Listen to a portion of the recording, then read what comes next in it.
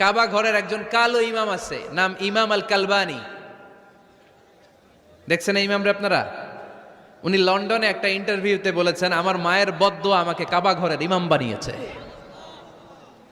লন্ডনে একটা কনফারেন্সে উনি ইন্টারভিউ দিচ্ছিলেন, তো ওনাকে বলা হলো কাবার সব ইমাম সাদা ইমাম, আপনি কালো মানুষ কেমনি ইমাম হইলেন? উনি বললেন, আমার মায়ের বদদোয়া আজকে আমাকে কাবা ঘরের ইমাম বানিয়েছে।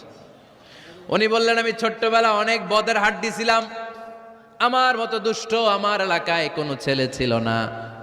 মানুষের গালাগালি, মারামারি, দুষ্টামি, ভাঙচুর, চেঁচামেচি, চিৎকার, বিশৃঙ্খলা আমার মতো কেউ বেশি করতে পারতো না। কিন্তু আমার মা ছিল অনেক বড় আল্লাহওয়ালা। আমার মা জানতেন আল্লাহর কাছে দোয়া করার কত বড় পাওয়ার। আমার মা যখন আমার উপর রেগে যেতেন, আমার মা জানতেন রাগের মাথায় বদদোয়া দিলে বদদোয়া কবুল হয়ে যাবে।